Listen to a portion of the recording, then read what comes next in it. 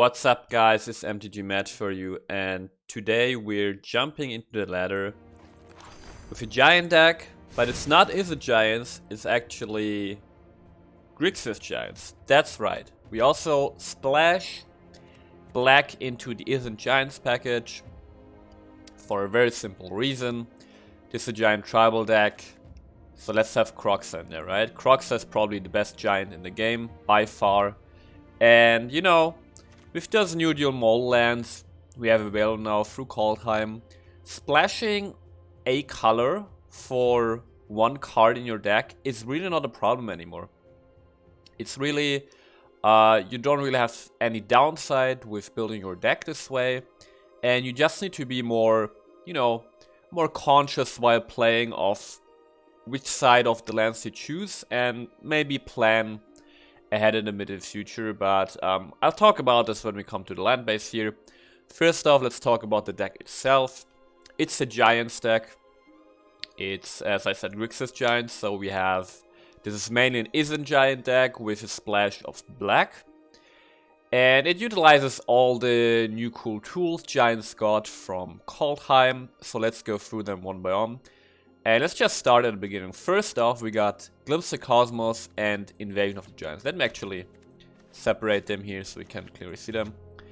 So first off, Glimpsey Cosmos, 2-mana sorcery in blue. Look at the top 3 cards of your library, put one of them into your hand, and the rest on the bottom of your library in any order. So this is an Anticipate at sorcery speed, which means it's strictly worse than Anticipate, but wait. It says as long as you control Giant, you may cast Glimpsey Cosmos from your graveyard by paying blue rather than paying its mana cost. If you cast Glimpsey Cosmos this way, and it would be put into your graveyard, exile instead. So this is an excellent card selection, card draw spell. For a total of 3 mana, you get to basically draw 2 cards and select them from the top 3 cards of your library, right? But it's actually better than that, because you do so in 2 separate instances, which means you can pay, you know, 2 mana up front, get your card, and then later when you have a giant on the board, you can cast it again for 1 blue mana. And this really makes it so that you always have enough card draw, right? You always have, it makes the deck really consistent because you can pick the card you want to draw from top 3 cards of your library. And it's just a really good, you know, card selection, card draw spell. Same goes for Invasion of the Giants. 2 mana Izzet Saga. First off, you scry 2. Always good value, right? You get to order your cards or tuck them away for something better. Then chapter 2, first off, you draw a card. So just on face value, this is already like a delayed Omen of the Sea, right? A sorcery speed. Because you strike to draw a card, but Omen of the Sea has flash, this does not, and this is delayed. But still, you play this on turn 2, you know, on turn 3 you scry 2 and draw a card, which is very good. And then you may reveal Giant card from your hand. When you do, Invasion of Giant deals 2 damage to target opponent or Planeswalker. This is just, you know, some nice first damage in the game. Often, it hasn't happened to me yet that I use the 2 damage against Planeswalker, but it's just additional flexibility if there's a Planeswalker out there, you know. Dealing 2 damage to Planeswalker is a lot. Delays ultimates and so on, and can potentially kill them, right? And then chapter 3, the next giant spell you cast this turn costs 2 less to cast. So usually we want to play Invasion of the Giants right on turn 2, and then on turn 4 we have a turn where we can really cast any of our giants in a deck for a total of just 2 mana. Because, well, that's not true actually. There is Quakebringer. If you haven't foretold Quakebringer, it will cost 3 mana on turn 4. But all the other giants cost 4 mana or less. So this is just some nice inbuilt ramp in a way. And you know, just let's see potential on turn 4, play a giant, and then another spell like another Glimpse of Cosmos, for example. So these 2 cards here, basically got 8 cards in the deck as a 2-drop. That give us card draw and give us some really, really nice value. So that's really, really cool. Then, let's get to the giants. First off, we got Croxa. As I said, Croxa is probably the best giant in the game right now. Not much needs to be said about this. It's just, you know, it's just Croxa is an early annoying thing for our opponent, right? If he has to discard a card.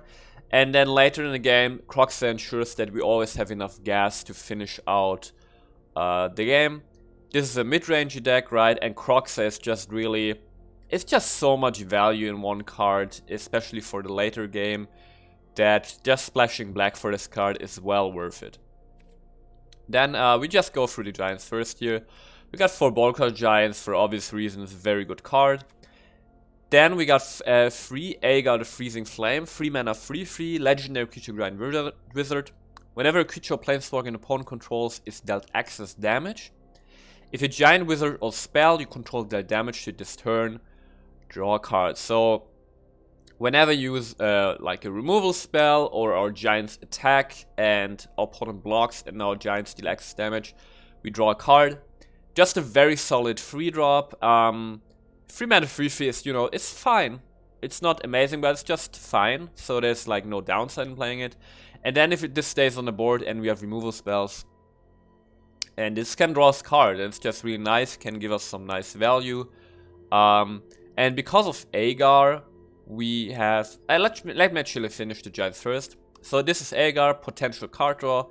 And then we got 4 Calamity Bearers. 4 mana 3/4 Giant Berserker. If a giant source you control would deal damage to a permanent player, it is double that damage to a permanent player instead. A very powerful giant, right? Doubles all the damage from giant. It doubles, for example, the free... wait. It's not gonna will deal damage. Croxa has lose life. So probably... Croxa... Like the Croxa trigger of your opponent losing 3 life when he discards a non-land card. Probably doesn't get doubled because your opponent loses 3 life, it doesn't deal damage. I think, I'm not sure about that. But yeah, the thing is that all sources from giants get double, right? All the damage. So this really makes our giants huge threats, which is just amazing. And very powerful giant. And last giant here is Quakebringer, 5 mana 5/4, your opponents can gain life. Actually relevant against mono white life gain decks. And at the beginning of your upkeep, Quakebringer does 2 damage to each opponent. This ability triggers only if Quakebringer is on the battlefield, or if Quakebringer is in your graveyard and you control giant and you can foretell it for 4 mana. So this is also an amazing giant. If we got nothing better to do on turn 2 or 3, we can just foretell this, play this on turn 4. And this is also just a lot of value because it keeps giving us value from the graveyard. So even if this, for example, gets countered, if you have your giant on board, you still get that upkeep trigger dealing 2 damage to your opponent, which can get doubled by the way of Calamity Bearer. So this is our giant package in here. And speaking of Aegar, you know, drawing cards while dealing damage. Because of Aegar, we got 2 Thundering Rebukes in the deck. 2 mana sorcery from Kaldheim. No, it's actually from Zendika Rising. These 4 # creature or planeswalker sorcery speed. Just very good rate, 4 damage for 2 mana to creatures or planeswalkers. It's really, really nice. And 4 damage is also just a breaking point where it, you know, can often deal excess damage to creatures, which is nice, so we can draw cards with Aegar. And then our premium removal spell in deck is Squash. This is just an amazing spell, 5 mana instant. This spell costs 3 less to cast if you control a giant. So if you control a giant, this costs 2 mana only. And deals 6 damage to target creature or planeswalker at instant speed. This is absolutely amazing. It removes almost anything for, you know, 6 damage. And it's just a premium removal spell, very efficient. Also, this basically almost always guarantees that we can deal excess damage to draw cards with Aegar. And one thing I want to note, an important interaction I think if you want to play this deck is, if you don't have a giant now, this costs 5 mana, right? So what you can do, for example, is you can play a Croxa. Croxa enters the, like for, you can play Croxa for 2 mana from your hand. Croxa enters the battlefield, its triggers go on the stack. And while it's on the stack, at instant speed you can then cast Squash for 2 mana. Because Croxa hasn't left the battlefield yet. It hasn't been sacrificed yet. So Squash sees a giant on the battlefield you control, and then you can cast for 2 mana. So pretty important interaction to note here. And then the final card in deck is Battle of Frost and Fire, 5 mana Saga. We got 3 of those in deck. It's just also a lot of value and a nice one-sided board wipe. Battle of Frost and Fire deals 4 damage to each non-giant creature and each planeswalker. So you can also get rid of planeswalkers. Very important effect actually, because we're more of a mid-range deck, so this can always, you know, like, we can come into a situation where we control 1 giant and an opponent has a rather wide board. And with this we can get rid of small creatures and just start smashing through. Then chapter 2 is Scry 3, just nice value. And chapter 3 is whenever you cast a spell with converted mana cost 5 or greater this turn, draw 2 cards, then discard a card. Now we have 8, or like if we include Battle of Frost and Fire, we've got a total of 11 5 CMC spells in the deck. Because keep in mind that even if you cast, for example, Quakebringer for its Foretell cost, or if you cast Squash for its reduce cost, on the stack the CMC is still 5, so this still triggers Battle of Frost and Fire, which, you know, nets you a card, which is really nice. So that's the deck. Also, let's go through the mana base quickly. We got 2 Certain Frostspires. This is more of a experiment. Ends the battlefield tapped, and we can pay 2 generic, 2 blue and red, tap it, sacrifice it to scry 2 and deals 2 damage to each creature, and activate this ability only anytime you could cast sorcery. It's just some value, can help us in some situations to deal with small stuff, and the scry 2 is just really nice. Then we got all the dual modal lands in we can use for Grixis Giants, which is Clearwater Pathway, Riverglide Pathway, and Blightstep Pathway. And 4 Failed Passages actually very relevant in this deck, because first, it feeds our graveyard for Croxa. And also secondly, because of Croxa, we have one basic swamp in deck to be able to fetch it, either for playing the Croxa from hand, or if we've already played Croxa from hand, so we already have a 1 black source in our land base from Clearwater Pathway, for example. We can fetch the second swamp so that we have 2 black sources, and then we can actually also cast Croxa from the graveyard, and we can pay the escape cost. So this is pretty important here. And yeah, that's the deck. One last thing I want to note, sort of an honorable mention, which I did not try, but I think is well worth a try if you play this deck yourself, is if you type in Giants and probably go to Not Collected. This is a card called Fire Giants View, which I think is absolutely worth trying. I haven't tried it myself yet, but it seems very good. It's a 2 mana sorcery which says target giant could control gets +2/+2 and against trample on the end of turn. Now the trample part is especially important because of Calamity Bearer, for example. Because of Calamity Bearer we deal a lot of damage, and so the trample is really nice. And then the important part is whenever so the giant deals counter dash to a player this turn, exile that many cards from the top of your library. Until the end of your next turn you may play those cards. So this is also potentially an amazing draw spell, and let me actually craft one. What I could imagine is that you, for example, replace the Thundering Rebukes with 2 Giants Fury. Not more than that. You still got your Squash for removal and your Bone Crush Giant in that case. And you now have the Fire Giant Fury for more card draw even, and a potential trample source. So that could be really good. Just an honorable mention, try it out yourself. So yeah, I hope you guys enjoy the games. If you enjoy content like this and want to see more stuff like this, please consider subscribing, and I see you guys soon.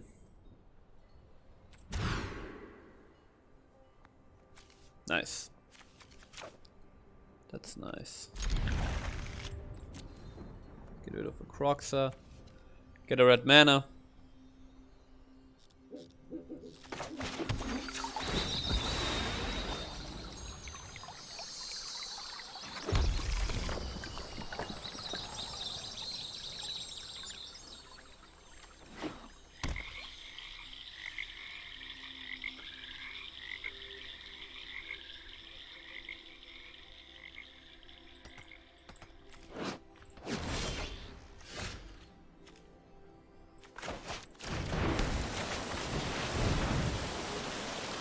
Okay, this is probably the Emir Rogues, right?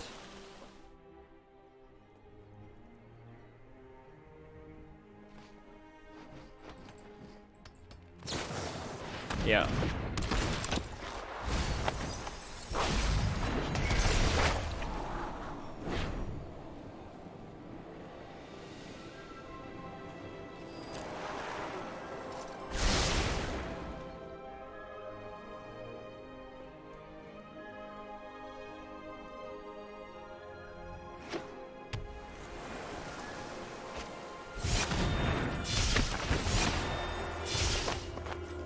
Well, have my Croxa. Surprise.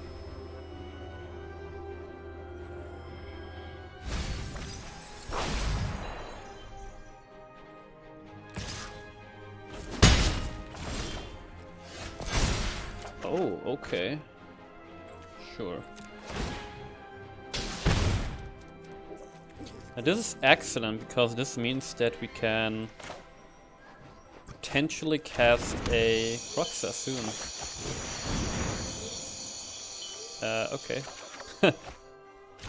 Okay, so we got the mana for a Croxa. We just need one more red and one more black. And our opponent's gonna fill up the graveyard for us, so seems pretty good.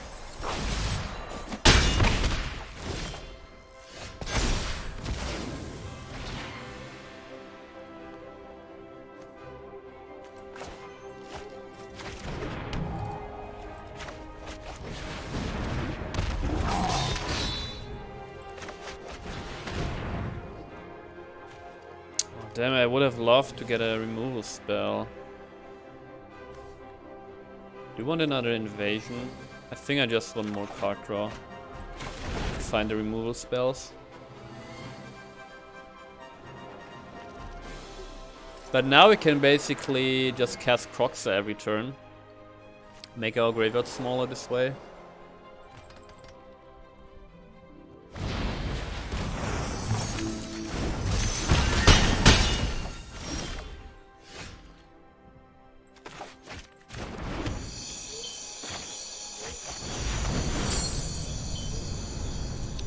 So I don't want to exile the Glimpses, right?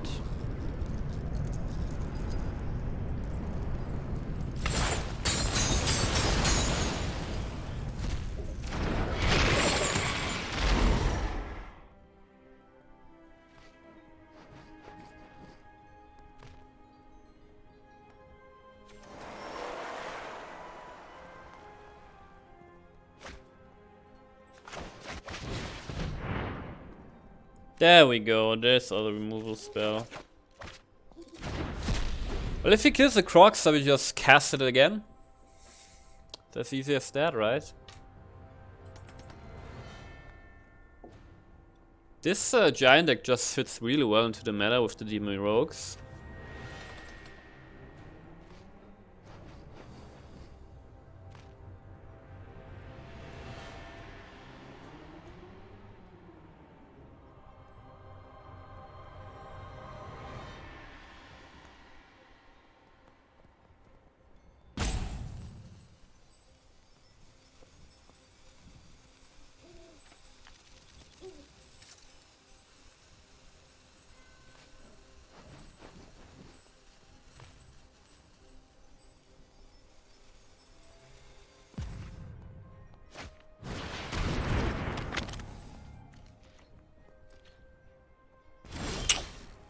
And our opponent just passes. This is excellent.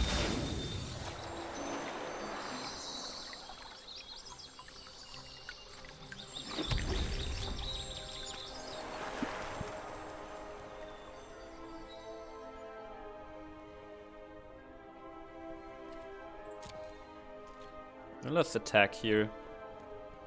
See what our opponent is doing.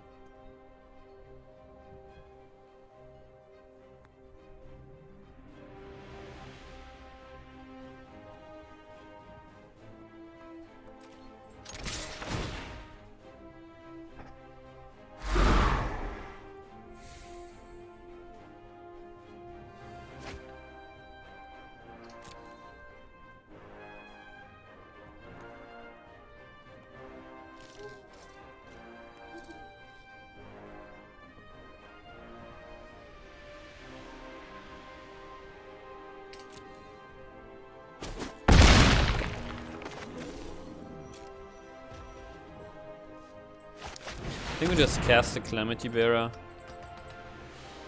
I know I could have cast this first, but I wasn't sure whether I want to squash both Enforcers, but I think I'm gonna do this right now, so it can't get countered.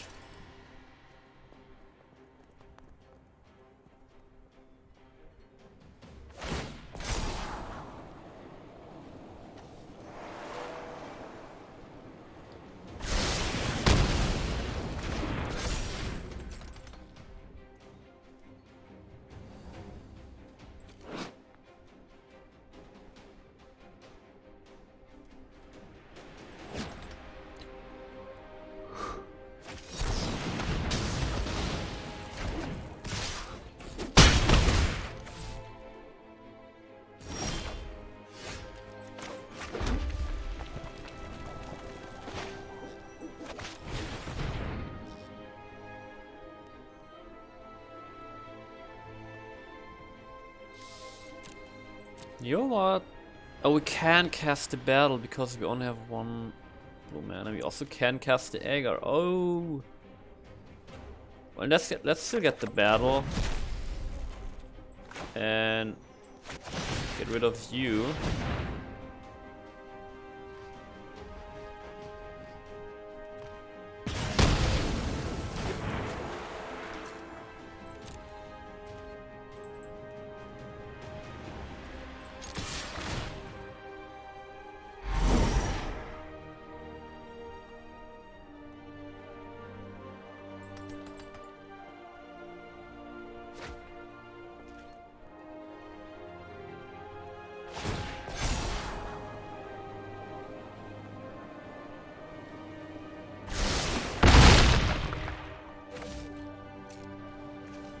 Now if I cast a Croxa, he has 0 cards in hand, but he can always draw a card.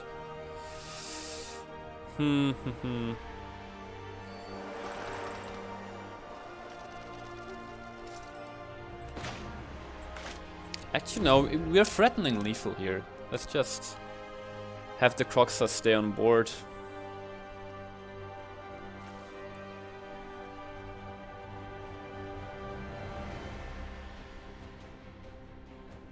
Because the Battle of Frost and Fire can really remove anything our opponent plays.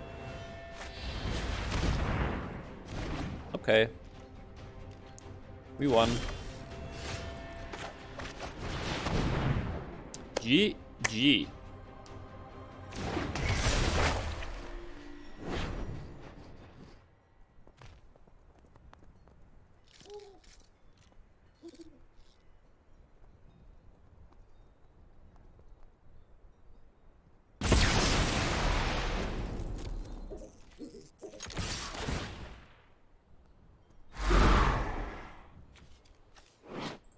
Opponent used Raise the Draugr, it's pretty cool. Turn 2 other creature cards that share creature type from your graveyard to your hand.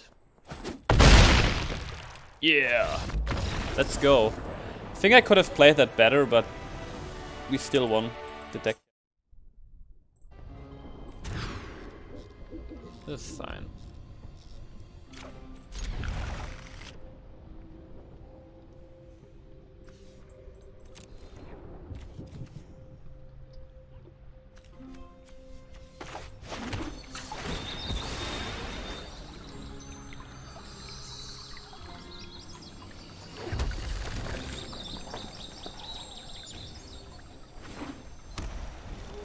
With this deck, it's very important that you get access to 2 red mana pretty quickly.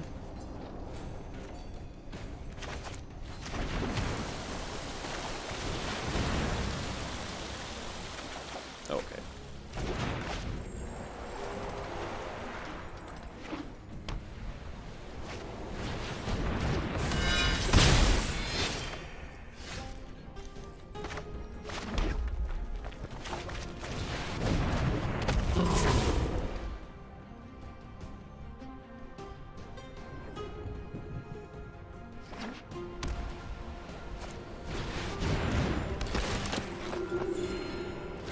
Okay, this is really good for us.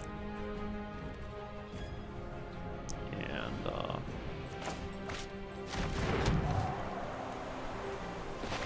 Let's gonna get the Calamity Bearer out.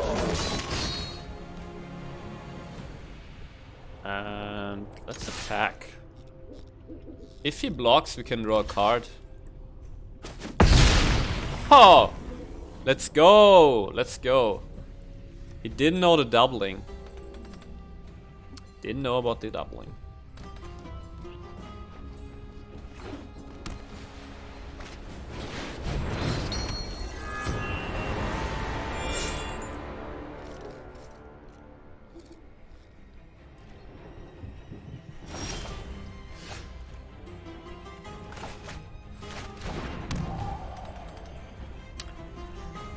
So what do we do here?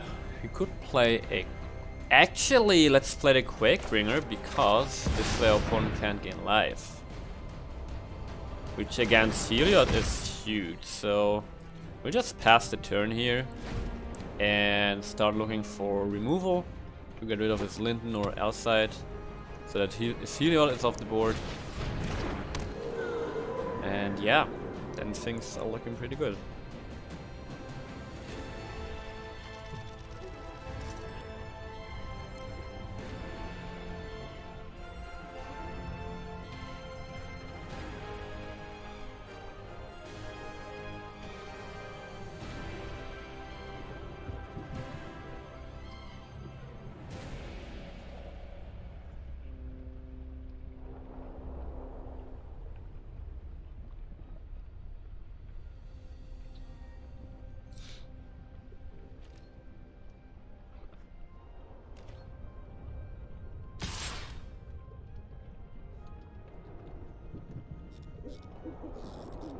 He can't gain life, remember.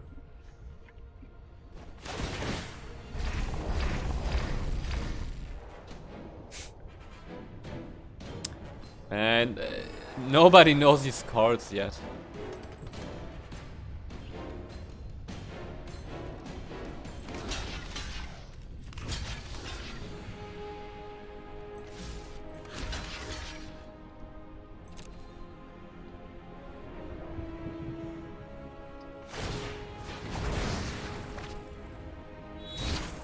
Okay. That's fine.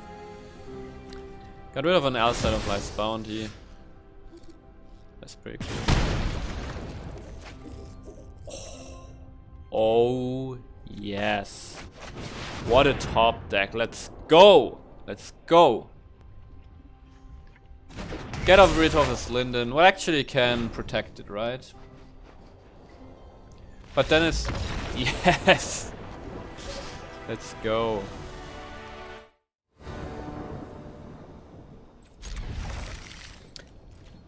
Given that we have a Glimpsey Cosmos, we can keep 2 lands. That's also the beauty of this deck, right? We have 8 cards in a 2 mana slot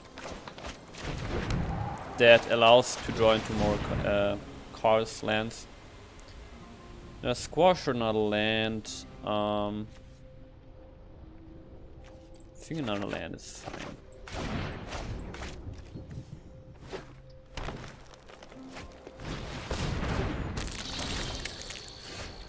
Let's foretell our Quakebringer and play this as a swamp. Next turn we have access to 2 red mana, so we can play a Quakebringer.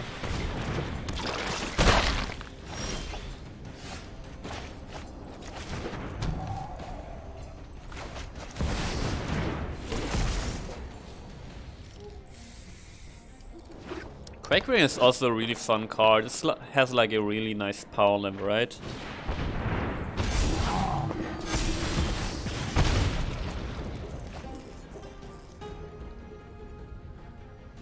Okay, I'd really like to play a land this turn, so let's Glimpse.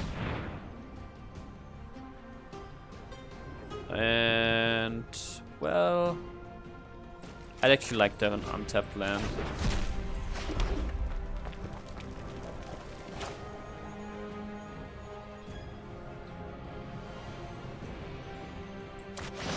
Let's squash the Yorvo and attack. And if he double blocks, we... awesome.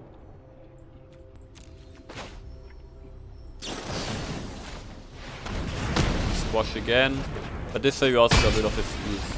Ha! Okay. Man, Squash is so sick. Such a sick removal spell.